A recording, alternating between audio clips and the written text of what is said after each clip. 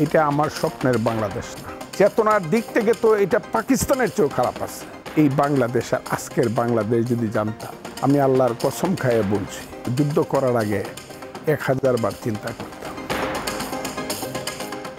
আপনি বীর মুক্তিযোদ্ধা, দীর্ঘকাল রাজনীতি করেছেন, দেশের কথা ভেবেছেন, দেশের জন্য কাজ করেছেন। দেশ এখন যে জায়গায় দাঁড়িয়ে আছে, এমন দেশকে চেয়েছিলেন? আমি আপনার এই প্রশ্নের উত্তর দেওয়ার আগে আমি বাংলাদেশের মানুষকে আমার কৃতজ্ঞতা এবং আমার সালাম জানাবো। বাহিরেও যারা শুনছেন সবাইকে সালাম জানাবো, আসসালামু আলাইকুম। এটা আমার স্বপ্নের বাংলাদেশ না, আমার মুক্তিযুদ্ধের বাংলাদেশ না। আমি যখন যেখানে যে অবস্থানে থাকি, সেই অবস্থানে থেকে এখন ভাবি যে এই দেশটা সৃষ্টি করার জন্যই কি আমি আমার যৌবন বিসর্জন দেওয়ার জন্য, জীবন বিসর্জন দেওয়ার জন্য, নিশ্চিত মৃত্যু জেনেও আমি যুদ্ধে গিয়েছিলাম।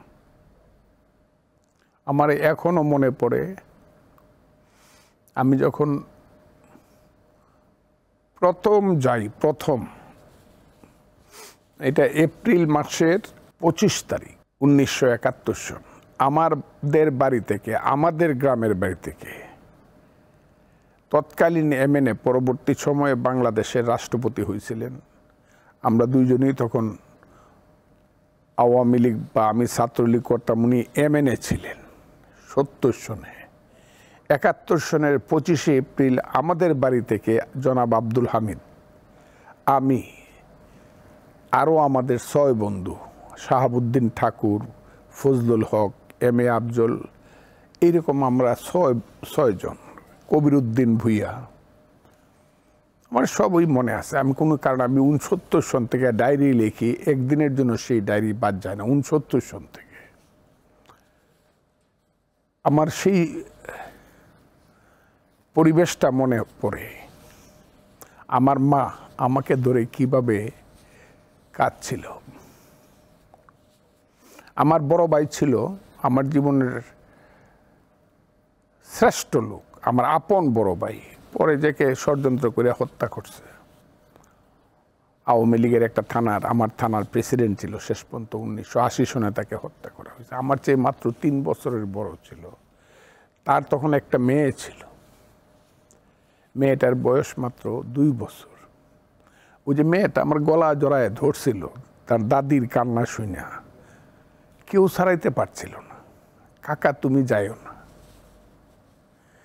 এই যে মায়ের কান্না, বাবা তুমি যাইও না, আর কাকা সন্তানের কান্না, কাকা তুমি যাইও না, সব কিছু উপেক্ষা করিয়া, বাবার বাহুবন্ধনকে উপেক্ষা করিয়া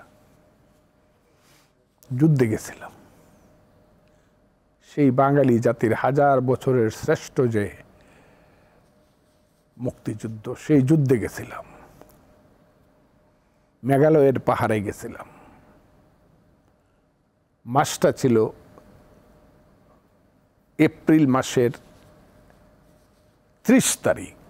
আমরা গিয়ে পৌঁছলাম মেঘালয়ের শিলংয়ের 80 কিলোমিটারের বর্ডারে। তার নাম হলো বালাট, সুনামগঞ্জের বর্ডার। সেই বৃষ্টি, সেই খায়া না খাওয়া থাকা, আমার এখনো মনে হয় 3 দিন আমি ভাত পাই নাই, শুধু বিস্কিট খায়া রয়েছি। এরকম গেছে, সবাই আমরা কষ্ট করছি। তারপরে ট্রেনিংয়ে গেলাম 21শে জুন, প্রথম যুদ্ধে গেলাম 21শে জুন। তখন আমাদের কমান্ডার ছিল মেজর মীর শৌকত আলী। যুদ্ধ হচ্ছিল তখন তামাবিল এবং জাফলং পাক বাহিনী, আর আমরা হইলাম ইন্ডিয়ার ডাউকি, অপোজিট বর্ডার, যেখানে একটা ব্রিজ আছে, যে ব্রিজের মধ্যে কোনো পিলার নাই, ডাউকি ব্রিজ বলে এটাকে। আমি ওইখানে 3 থেকে 4 দিন বাংকারে থেকে যুদ্ধ করছিলাম। জীবন বাজি রেখে যে যুদ্ধ আপনার মুক্তিযোদ্ধারা করেছেন, তারপরে যে দেশটা পেলেন এত বছর পরে এসে, সেই জায়গায় একটু হলো প্রশ্নটা। আমি আপনাকে এটাই বলবো, আমি প্রথম দিনটা বইলালে 4 দিন পরে মীর শৌকত আলী বললেন, তোমাদের আর এখানে থাকার দরকার নেই, পাক বাহিনী হইতে গেছে, তোমরা যার যার জায়গায় যাও। এই যে আমি ভিতরে আসলাম, যুদ্ধ করলাম, তারপরে আবার হায়ার ট্রেনিংয়ে গেলাম দেরাদুন, টান্ডুয়া। আমি কিশোরগঞ্জের কমান্ডার হিসাবে, মুজিব বাহিনী BLF এর কমান্ডার হিসাবে যুদ্ধে গেলাম, ট্রেনিংয়ে গেলাম। সেখানে ট্রেনিং দিলাম, আবার আসলাম, যুদ্ধ করলাম, দেশ স্বাধীন করলাম। সেই যে স্বপ্নের বাংলাদেশ, এই বাংলাদেশ আর আজকের বাংলাদেশ যদি জানতাম যে 54 বছর পরে বাংলাদেশের এই রূপ হবে, মুক্তিযুদ্ধের বাংলাদেশের, আমি আল্লাহর কসম খায়ে বলছি, আমি মুক্তিযুদ্ধে যাওয়ার আগে বা যুদ্ধ করার আগে 1000 বার চিন্তা করতাম এইটা কোনো দেশ না, এটা পূর্ব পাকিস্তানের চেয়েও খারাপ অবস্থানে আছে এখন। চেতনার দিক থেকে তো এটা পাকিস্তানের চেয়েও খারাপ আছে এখন বাংলাদেশ। কেন এমন মনে করছেন?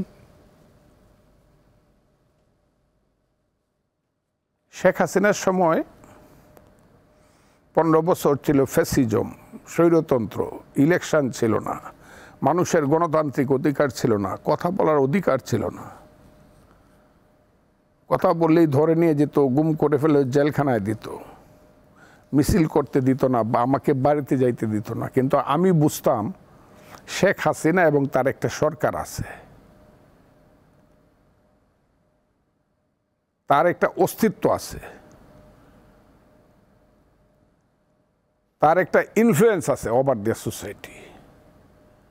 আমি যেখানে যে অবস্থানে থাকি সেইখানে আমি যদি কোনো বিপদে পড়ি, বিরোধী দলের লোক হইলো, আমি গিয়ে কোথাও শেল্টার নিতে পারবো, সেই শেল্টার নিতে আমার একবারও মনে হবে না যে আমার জীবন সংশয় হইতে পারে। জীবনটা রক্ষা করার মতো অথরিটি ছিল। এখন যে অবস্থাটা চলছে এটা হলো অন্ধকার না, এটা হলো কুয়াশা। এখন ডাবল লাইট জ্বালায়ও, ডাবল লাইট গাড়িতে করে আর এই রাস্তাটা আর দেখা যাচ্ছে না, কোথায় যাচ্ছি আমরা।